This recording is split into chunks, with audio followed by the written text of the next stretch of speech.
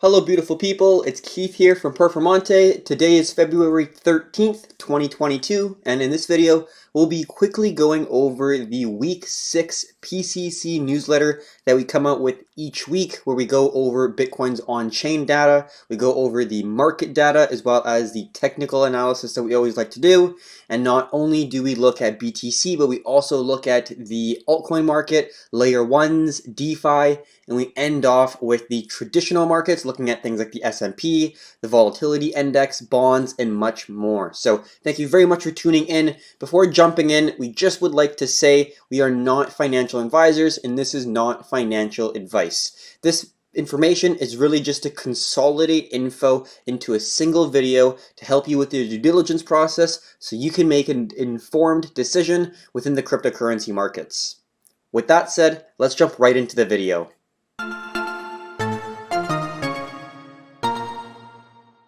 Just wanted to go over where you can actually find this PDF so you can get and read the weekly newsletter that we come out with. First place that you'd like to go to actually find and read it would be our Discord. There's two locations that we posted in our Discord every single week. The first one is in the weekly newsletter.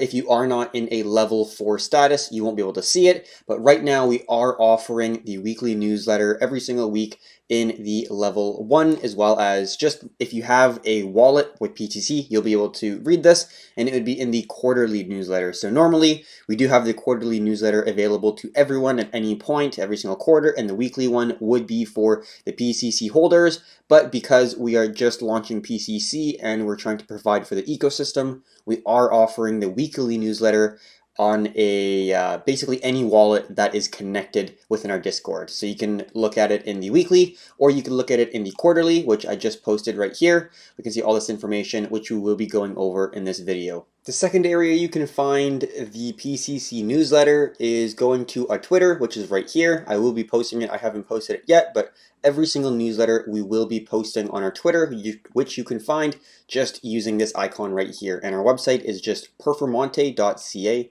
which you can find the spelling right there. So now we can jump right into the weekly newsletter. So this covers from the previous Sunday to this current Sunday, the last 7 days.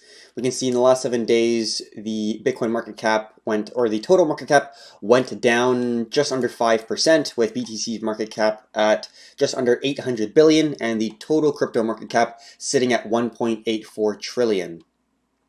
Moving on, you can also find our social links with any of these icons there. And then this is a table of contents. So in this first chart, it's just strictly talking about Bitcoin metrics and Bitcoin data. We'll be looking at on-chain, market, and then technical analysis. And then the second part, we'll be going over the altcoin market as well as the DeFi market. And then the final part of this newsletter is going to be going over the broader markets, looking at the things like S&P, VIX, stuff like that. So let's jump right in here. First thing that we want to do is go and look at the on-chain data. So let's take a quick zoom in. So the first chart that we're going to be taking a look at is the net unrealized profit and loss, which just basically shows the value of investors would stand if they sold all the tokens today and you subtract the losers from the winners. And then if it is positive, you can see there's a 0 number right here. Anything above 0 is slight euphoria. If it's well above 0, it would be in the greed, and I would say like the major euphoric stages that we saw in the later half of 2017, as well as the spring-ish, late winter of 2021. So, and then obviously the further you go down, the more fear and uncertainty there is. And when we're looking at this chart here, we do see the fear and uncertainty making higher lows, which is great to see. And we see the highs actually dropping as well. So overall, we are seeing a contraction in the volatility, which makes sense because if you have a higher market cap asset, it's going to take more to impact it, whether it be to the upside or to the downside. You're going to need more of an impact of capital in order to make the same percentage change. So let's continue reading here. Let's zoom out a little bit. So the legend near the bottom of the chart shows the market sentiment going from capitulation, which is at the very bottom, to euphoria. Right now we are in the optimism and anxiety stage, which we can see is a little bit above the zero, so we're not at the stage of like this is one of the very few opportunities in a few years for a long. We're not at that stage yet, but we are in terms of the relative height versus euphoric stage to the capitulation stage, we are closer to the capitulation stage. So if you're looking at it from a very long-term perspective, the risk reward is a beneficial risk reward right now because the risk is lower than the reward if we are following the trends that we've seen throughout Bitcoin's history.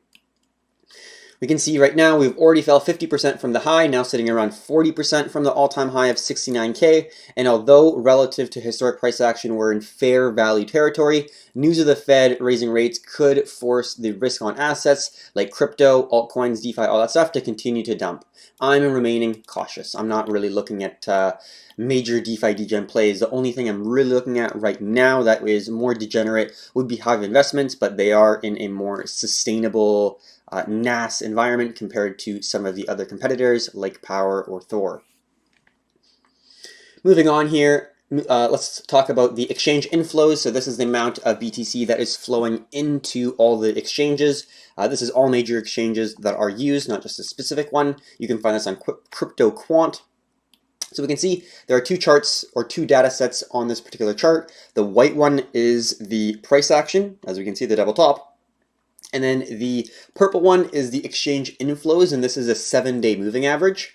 The purple data on this chart shows a 7-day moving average of Bitcoin flowing into all major exchanges. We've seen in the two previous major market corrections a huge spike in Bitcoin inflows into exchanges as traders and investors want to sell BTC to get out of the market. And we can see, I just put capitulation events here. We see massive inflows in BTC during the COVID crash. We again saw massive inflows coming in during the spring sell-off in 2021, and then we saw not as significant, but still significant inflows coming in once we broke that 41K level of support, where it was basically all major longs got liquidated and even shorts started piling in, and we saw negative funding rates during that point, which we'll go over in a minute. But we do see these capitulation events, like if you were to enter long at the point of capitulation, you do see that was a pretty prime opportunity, and obviously we have been in a pretty strong trend from this era. So it's not like it's going to line up perfectly. Usually people look at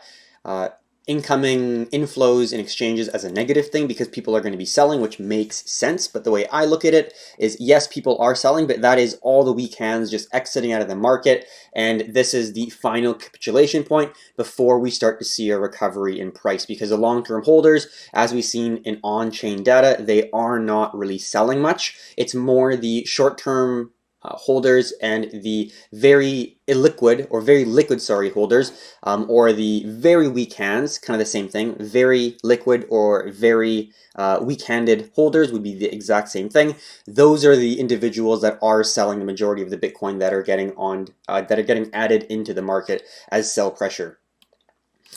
So I did add in here that we've seen the last two market bottoms in line with the exchange inflow spike. In my view, the reasoning is that everyone willing to sell capitulates during the spike in exchange flows, and once the weak hands are finally out of the ecosystem, the supply shrinks, which adds buoyancy to the asset's price because there is less sell pressure. The long-term holders are not really selling at this point. It's mainly going to be the more weak-handed, shorter-term time frame traders and investors that are going to be selling within this market. So that's going to be my view of the exchange inflows. I think it is kind of coming to the end of this bottom here. I don't think it's the bottom yet, but I think we're kind of at the tail end of this very long, drawn-out consolidation that we've been seeing since the 69K high.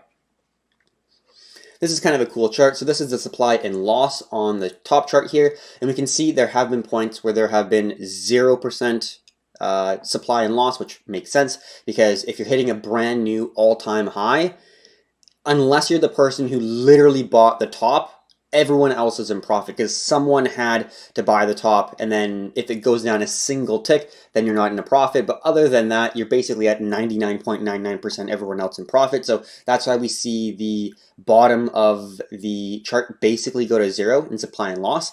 And in supply and profit, we basically have a range in terms of a point in which everyone's in profit.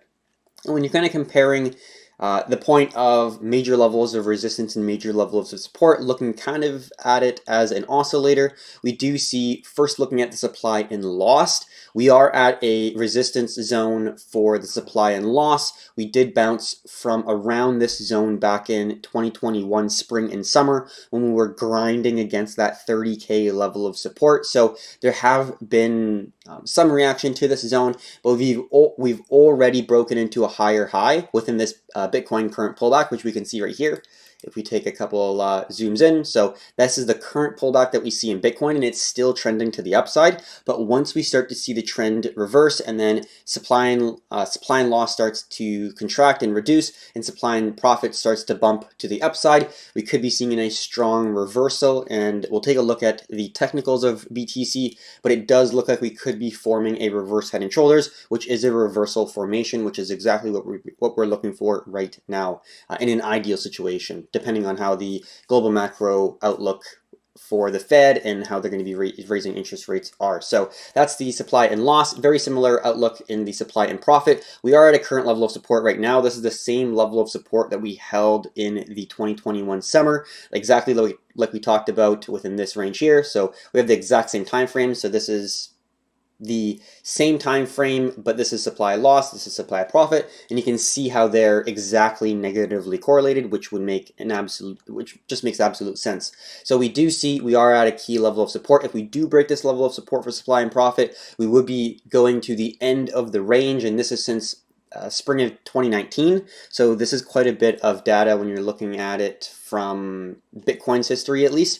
So lots of levels of support on supply and profit, lots of levels of support in supply and loss, looking really promising. But like we did say, the Fed is really controlling the market at this point. So at the end of the day, keeping focused of what Jay is doing with everyone else at the Fed and what their potential next moves are is going to be absolutely vital. So that's going to be the supply loss and supply and profit.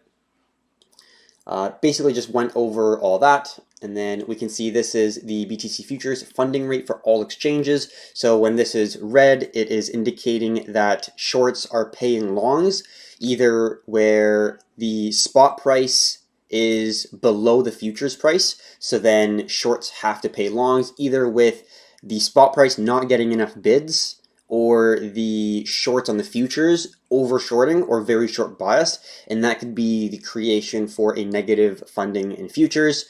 So then we have seen negative funding in futures during the dip below 41K, which did indicate to me, as well as many other people who were looking at this metric, that there was a very short bias in the Bitcoin futures market, which is something to be aware of because it does create the environment for a short squeeze. Like we did say here, this specific understanding that there is a short bias in the market, as well as if you see like lots of liquidations and longs and the open interest still increasing, it's probably going to be a good assumption that the open interest is getting opened for the short side because longs are getting liquidated, open interest is not moving or increasing. Kind of pretty easy speculation on that front.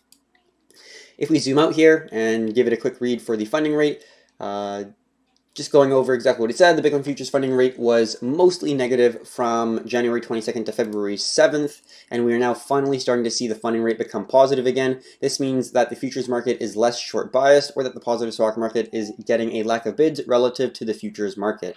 Although we did get a positive funding rate print in the Bitcoin futures market recently, as we can see with this green little dot right there, Bitcoin futures market, it is not weighted heavily positive, so we're far from saying the market is an environment of euphoria where longs are overconfident. So we're showing a slight increase in the bias for longs, but I'd be more confident to say it's just a little bit less short bias. So it's extremely short biased when we were printing a lot of red here, especially here as well, but now we're a little bit less over short bias, but I definitely say we're not long bias at any stretch. So we are that the dip below 42K shifted the funding rate negative, but after the bounce we had up to 44K or above it. We did get rejected though. The funding rate has evened out and the futures market looks less biased to the downside. Open interest hasn't really moved much. There isn't a whole lot to add here. We see a key level of resistance. This is calculated in BTC, and we have moved down a little bit, and we see this on Binance and FTX, which are two major exchanges for futures, which have very high volume on both exchanges, which are centralized, but we have seen a dip in the open interest for both exchanges on Binance and FTX because BTC did break above 44K momentarily. It's back below it right now, but that probably did create at least some liquidations or some stop losses to get hit on the futures market because that was a pretty pivotal zone for the market structure. So let's zoom out here.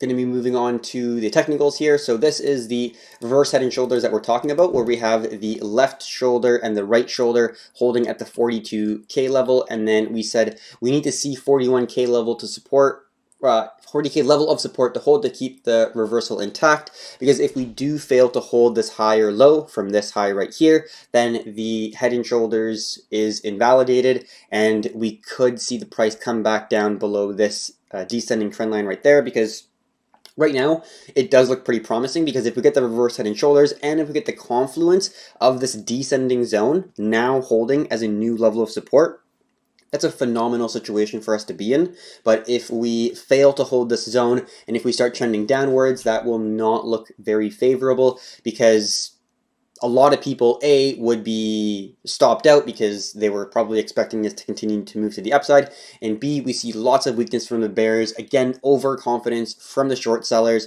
They're really getting rewarded for just shorting at every single lower high.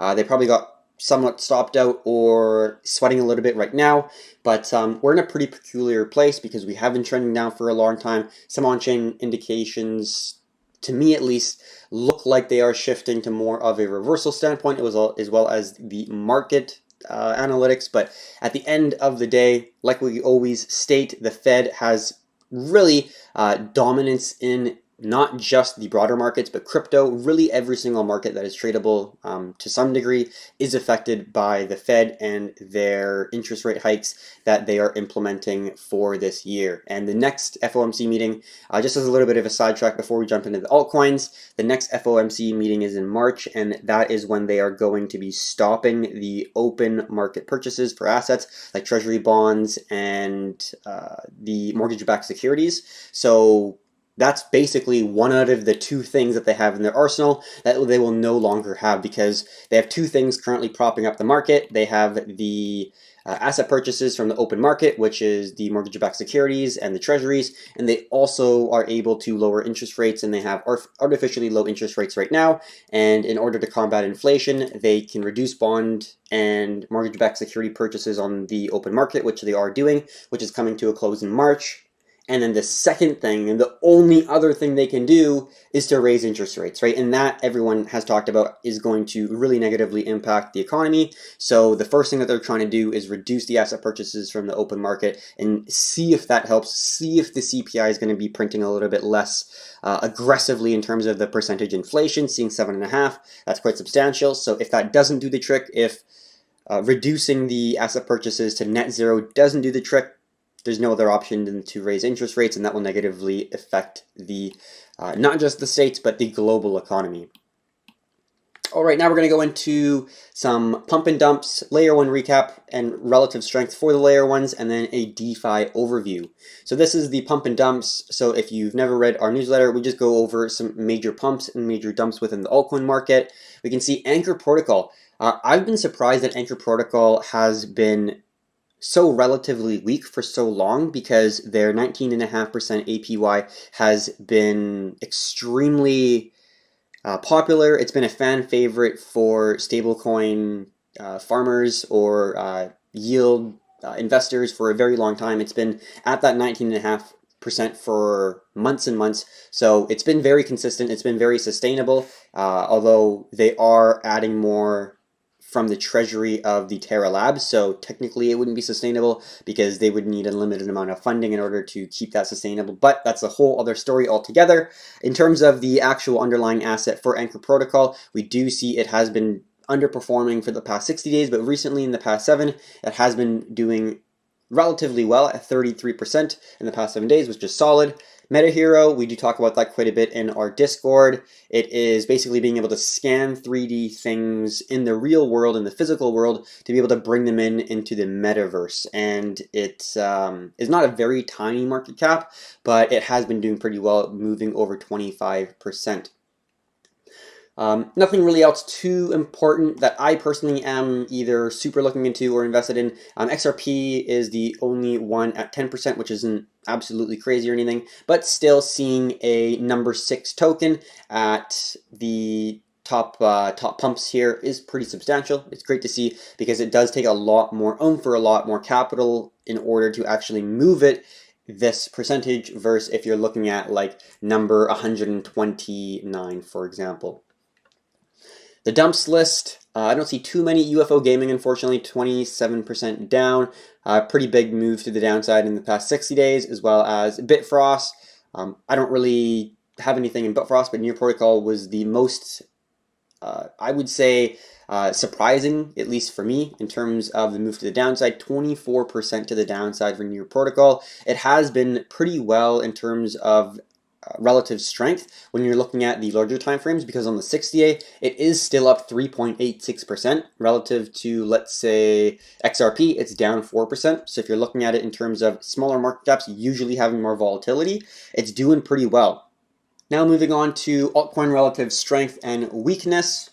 First things first, we kind of changed it up a little bit from the previous weeks. We have the price action in terms of what is up and what is down. Usually we have like 3 bullish ones and 3 bearish ones, but today there was not another bullish one that is appreciating or depreciating less than Bitcoin, I guess you could say. If everything's down, Bitcoin's probably going to be holding its value at a better rate than most, if not all altcoins. Whereas if things are super euphoric, if everyone is excited, hopeful, optimistic about the future, usually Bitcoin is going to underperform. It's going to be doing well, but altcoins are going to be doing much better because people like getting in at a smaller market cap. People like being able to own more than like half or a quarter or 0.005 or whatever Bitcoin, like most people, like entry investors, purchase. Usually people don't buy a single Bitcoin when they're first entering the market unless you have some capital and like have made other investments in the past. You know, if you're a younger investor, you're probably not going to have 50, 60 grand Canadian to your name. Probably not, but it is what it is. Some people do. And then moving on to the actual chart here, we can see there hasn't been much that has been relatively strong compared to BTC in the past 30 days. CRO or Kronos has been the only network really in the layer ones that has been doing better than really Ethereum or BTC, because we can see it's up 6.5%. Ethereum is down 10% compared to BTC. So Kronos is doing quite a bit better, but every single other network is not doing nearly as well, which does really clearly show how strong Bitcoin is during times of fear, uncertainty, and overall fear in the markets. Total value locked is something to consider as well, especially if you use decentralized exchanges like myself. 2 main things to consider when you are seeing TVL drop substantially. The first one's obviously if you're trading on them, you're going to see slippage increase. You're going to have a harder time being able to really just use the platform and swap and be able to trade. So definitely take that into consideration. Look at the max slippage rate. Definitely check that out. So the next thing we're going to be looking at is total value lock. Cardano, obviously they did get Sunday swap. I haven't really checked it out, to be completely honest. I don't really love Cardano as a whole, but we have seen total value lock absolutely moon recently within the last 30 days for Cardano. Neo also up a substantial amount, and then Theta, I need to change that, but Theta is up 396% as well in terms of total value locked. And the 3 big downers are Oasis down 89%, Near Protocol down 39%, and Celo down 40%, which is pretty substantial. 89% is just really unfortunate. Near Protocol, like I said, is kind of surprising. It's on the list for the dumps as well as the bearish total value locked the last 30 days metric, so that's not great to see. The 2 ones I was looking at most were Phantom and Near Protocol, but Phantom does look like it's holding its TVL much better, as well as the price much better. So out of the two, just in terms of like the technical aspect, it does look like Phantom is taking the lead by far. Just as like two options or two mid-cap L1s to look at, because the larger ones like BSC, AVAX, Sol, those are pretty common ones that a lot of people know about, but these smaller ones may be a little bit less obvious. Moving on to DeFi, we can see there's a bunch of metrics here. I'm not going to go through all of them. The main thing just want to be looking at is there's not a lot of TVL flowing into these dexes and getting locked up. You do see some of them, like one I've never heard of. It's on eGold or Elrond, and then the other one is VVS Finance on Kronos. So I don't use either. I have CRO, but I don't really use Kronos for like DeFi or anything like that. So those are only the two exchanges that had double-digit gains for TVL. Every single other DEX had either negative TVL on all three timeframes, the monthly, the daily, and the 1 day, or they're just very small gains without really much movement to the upside in TVL, which isn't absolutely terrific to see. Like I said, all popular exchanges, Uniswap, PancakeSwap, SushiSwap, Trader Joe, Boo, which is SpookySwap, and Radium. So those are like the main exchanges. Joe is AVAX, Sushi has a bunch, BSC for PancakeSwap, ETH for Uni, Boo is Phantom, Ray is Solana. They all dropped in TVL, so you are going to get less liquidity when you are using those dexes. So watch out for slippage, definitely make care of that, and higher spreads overall, which just creates more slippage overall. So now we're going to be moving on to the traditional markets. We just have two different pages here. The first one is the traditional market overview, and then we're going to be looking at some larger charts just to get a good understanding of where we've come from and where we could be going when you're looking at very large time frames. So the final thing we're going to be looking at is the traditional overview. First two charts are the S&P 500 attached with the VIX, and then this bottom chart is the dynamic yield curve. So first, looking at the S&P 500, we are creating an expansion or a megaphone. We did have a little bit of a tricky section where we initially broke this descending trend line connecting the lower highs, but it was unable to break above the previous high, so it didn't break our zone of confluence, and then it got rejected by the bears, and the bears pushed it back down below the major zone of confluence, which is right here, and we saw the price just continue to fall lower. And once we broke this previous low, I was basically shifting my bias to a point where, okay, the market is really factoring in or pricing in possible rate hikes in the near future, because like I said, once they stop the open market asset purchases of the mortgage-backed securities of US Treasury bonds, the only thing they have left in their arsenal is to raise interest rates. And if the interest rate if the inflation is going to continue with these high percentage moves to the upside, the last one was 7.5%. If it continues to move to the upside, they have no other option than to raise interest rates, which will really negatively impact risk on assets, especially things that are high growth, like for example the NASDAQ. So crypto, I would be safe to say, in my view, that that would be classified as a higher risk on asset as well, like a high growth stock, kind of to some degree. The NDX and the crypto markets have a pretty high positive correlation, so that's definitely something to consider. So when you're looking at the price action, I think it's going to be continuing to move to the downside, and the next major contraction is this series of lower highs and this key level of support at around 42.60, 42.50. So until then, I think that the VIX is moving to the upside, and we're going to continue to see some negative volatility or some downside volatility in the S&P 500, which is not great to see, but I am just holding out, just keeping my money in stable coins in terms of the new money adding in, so I'm not just keeping it in the bank. That just makes absolutely no sense, but slowly adding to my stable coin fund, I guess you could say, until I am more confident in the market, where I can deploy my capital into things like maybe like the FTM Tomb liquidity pool. That would be really cool. Hive Investments, like I did say, is another one that I am anticipating. So just patiently waiting. I'm in no rush to be entering the market anytime soon. And this is the dynamic yield curve. There's no real sign of worry just yet when you're just looking at it. If you see the shorter term yields or shorter term bonds yield higher than the longer term bonds, it's not going to be looking great. And we've seen this tool go negative in terms of like the dynamic yield curve going negative before major market recessions or corrections or crashes. And this is really an indication from the bond market saying that the long-term bonds are going to yield less because the long-term outlook is looking less promising than the shorter-term outlook. So at the end of the day, if you have not a great outlook for the long-term outlook, what does that say about the economy? And that's kind of the idea behind it, really. So that's going to be my view of the first page, traditional market overview. Not really looking like it's anything to be imminent danger coming at us, but anything could be thrown at us from the markets. So that's just my personal view. And then this one I just threw in because I thought we do talk about a lot of short-term time frames, even like the 1 day is pretty short-term. This is dating all the way from 1965. So the first chart here, this red line is the S&P 500. This is the dot-com boom. This is the 08 crash. And this is the current price action. This is the COVID crash right here.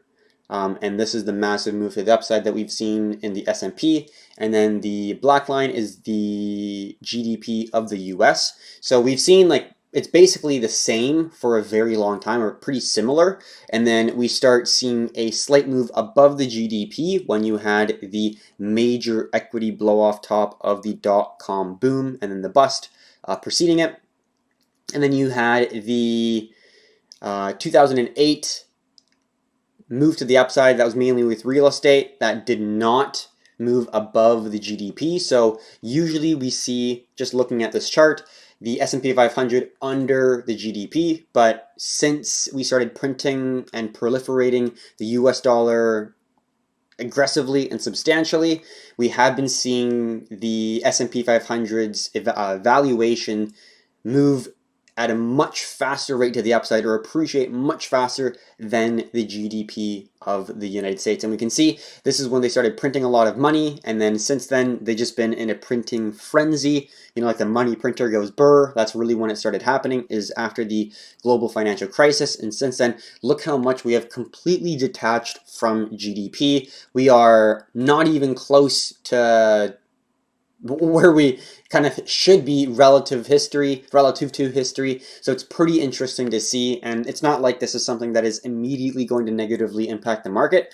but it's something to understand and be aware of, is we are in a massive bubble. It doesn't mean that we can't go another 3 years, 5 years from here. We 100% can, and if you are a doom and gloomer or a doomsday prepper from day one, you're not going to be able to join in on the massive gains that have been taking place from now until whenever the bubble bursts. So, you know, there's no magic crystal ball that anyone has that can say this is exactly when the bubble will burst. That's why it's like a black swan event, or that's why it's a bubble. But at the end of the day, all you can do is proceed with caution.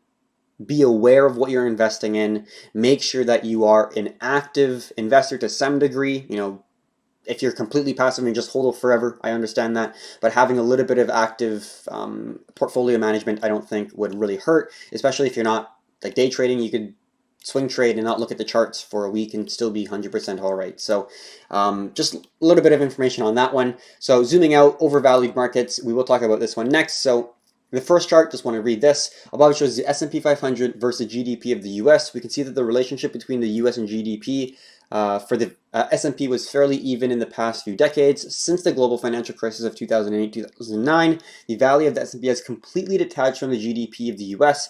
The 2000 dot-com boom only has the value of the S&P 500 briefly cross over the US GDP, but now the rise in the S&P 500 is significantly more than the rise in the US GDP, indicating an overvalued stock market.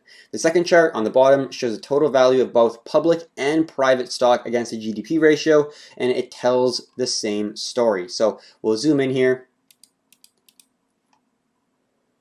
Perfect. And we can see this is the dot-com boom and bust, and this is the global financial crisis. We are well above the point that we were at when both of those market crashes took place. That was around the 200% in terms of the equities for both public and private corporate equities versus the GDP, and that was 200%, meaning the equities are 200% of the GDP of the US, and we can see we're well above the 300% now. So we are making kind of uncharted territories here, or we're entering uncharted territories here would be a better way to put it. So it is something to understand, and it's something to be aware of, and we're really in a market environment and a economy where it is central bank driven.